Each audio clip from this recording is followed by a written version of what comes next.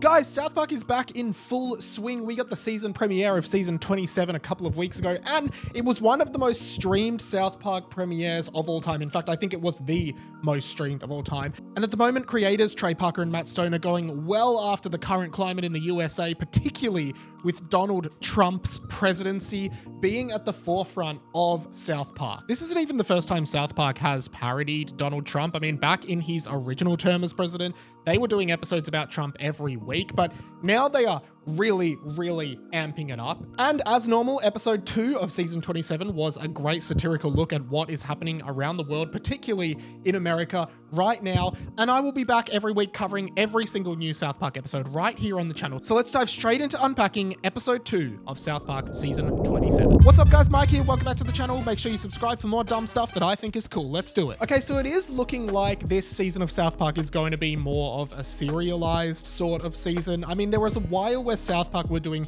full season-long stints that had like a singular overarching storyline compared to earlier seasons that were just kind of like episode of the week. Now, personally, I actually prefer the episode of the week formula. I actually kind of went off South Park a bit when they started doing serialized episodes back in the day, but I think I'm a little bit more into it now, so I don't mind that they're trying it again here. There is so much to unpack in this episode, and I guess we start with this exploration of the new media and the ability for anyone to kind of become famous in a way. Now, I am a white guy with a podcast and who makes content, so I am definitely like involved in this in a way. But it starts off with Clyde, one of the many 4th grade boys at South Park Elementary, who has become famous and has his own podcast now where he deliberately says outrageous things in order to get attention and make a bunch of money. And I feel like in the last 5 years in particular, podcasts have just become massive. I mean, I actually did a video, I think last year, talking about how I think Trump going on Joe Rogan's podcast actually is what helped him win the election. The power of podcasting is undeniable at the moment, and I really like the send-up that South Park does here. Clyde has become your typical outrage-festering conservative right-wing commentator. Think along the lines of people like Ben Shapiro, Matt Walsh, and of course Charlie Kirk, who Cartman ends up becoming a direct parody of in this episode. But I think the idea that is explored here is that a lot of people are saying really like terrible things just to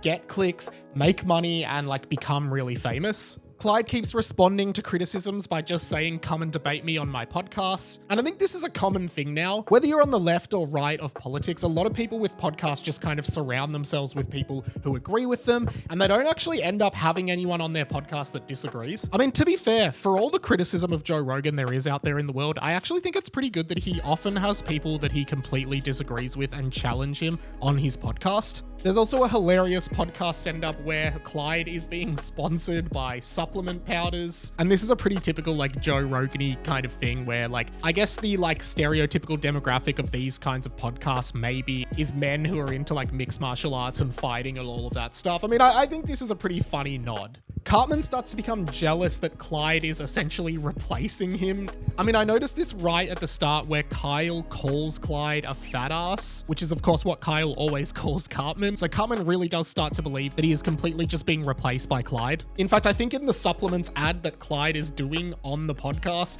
his discount code is respect Clyde's authority, which of course harkens back to Cartman's original catchphrase back in the day, respect my authority. I actually wonder if this is a commentary around like the idea that because of the internet now and this like fast moving 24/7 news cycle, like people are just coming and going in the public sphere all the time. Even look at something like Hawk Tour Girl. She was really famous very quickly, but now it just feels like she's back to being a nobody again. I guess it's that 15 minutes of fame thing where like literally anyone can become one of the most famous people in the world just suddenly overnight. And maybe Clyde replacing Cartman in this episode is kind of like a commentary around the fact that when something works online, everyone tries to copy it. Hey guys, just a really quick interruption. I recently hit 10k subs and I can't believe it. If you like this video and you want to jump on board my channel, I'm just doing dumb stuff that I think is cool. Gen Z, millennial, 2000s, 90s nerd culture and pop culture and geek culture and all kinds of content about movies, TV shows, games, etc. I would love to have you on board, and it would mean the world to me if you've watched a couple of my videos, or if this is your first one, hit that subscribe button now. It would be awesome to have you on board. Cheers, back to the video. There's a couple of little Easter eggs or like references to previous episodes in this episode as well that I just wanted to shout out. The banker that Mr. Mackey goes to see throughout the episode is the same classic banker from the season 12 or 13 episode Margaritaville. And it's gone. The scene from that episode has become really well known as a meme over the years, and the quote, "and it's gone," has become like synonymous with this character. It's pretty amazing that a one-off character like spawns this massive meme online. It's great to see this guy again. I'm sure he's popped up a few times since, but this is the only one I remember recently. And also in the B storyline, which is Mr. Mackey, of course, losing his job and going to the ICE, there is vision of a bunch of people being recruited by the ICE, one of which is the World of Warcraft guy from the season 8 episode Make Love Not Warcraft, which is one of the most iconic South Park episodes of all time. Good to see that guy again as well. I really loved the send-up of like conservative commentators and conservative culture. I loved that iconic Trey Parker voice coming on doing the like destroying woke liberal students. Like I really love all of that stuff. I think it's really funny.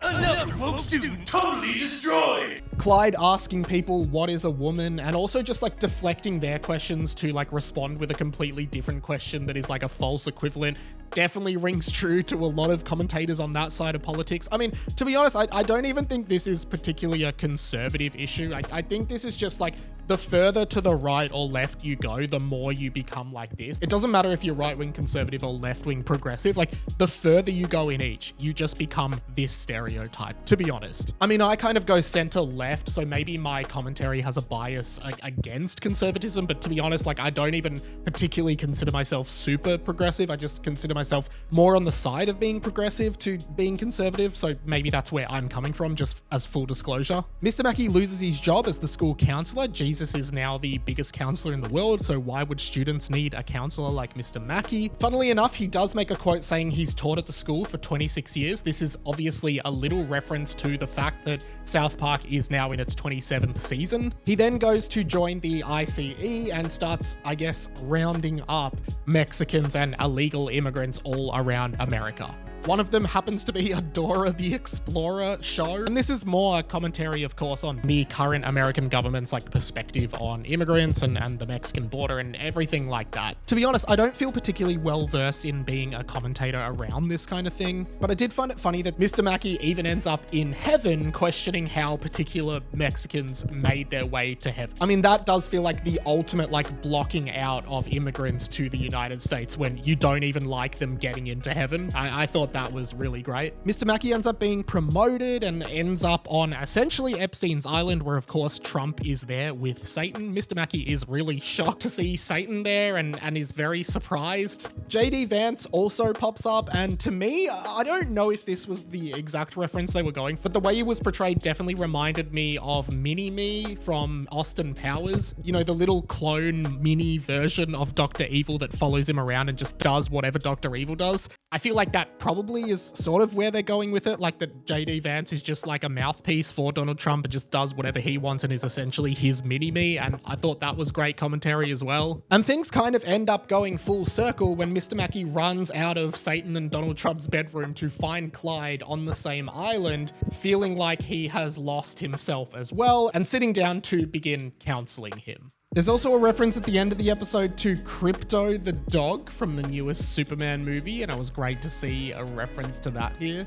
Overall, I enjoyed this episode, and I'm going to be really honest, like I said at the top of this video, I much prefer it when each episode is looking at an individual like social issue that Trey Parker and Matt Stone want to examine. I'm actually not even super into American politics. I mean, obviously, A, I'm Australian, but B, like we hear about it all the time here, and I just kind of disengage with it because it's like all over my feeds everywhere. That being said, I will continue to analyze all the South Park episodes to the best of my ability, and I hope you stay tuned to my channel to make sure you catch all of them. Whew, thank you so much for watching, guys. What did you think of this video? Did you like it? Did you hate it? I would love to know your thoughts down below. Do you think the mini-me example is what it was going for? Maybe I've missed something. And what are your thoughts on like podcasting and like conservative commentators or progressive commentators just going way too far and becoming a stereotype? Let me know down in the comments. I'd be really curious to know your thoughts. While I've got you, I'm all over the internet doing dumb stuff that I think is cool. Check out some behind the scenes content of my life over on my Instagram and follow me there. If you can't think of a comment but you want to help me out in the algorithm, just comment below mini-me. That way I know you made it to the end of the video and I know you're still here, and it really, really helps. And if you like this video, YouTube thinks you might like this video here, but if you just want to see all of my South Park content across my whole channel over the years, there is a playlist right there full of them,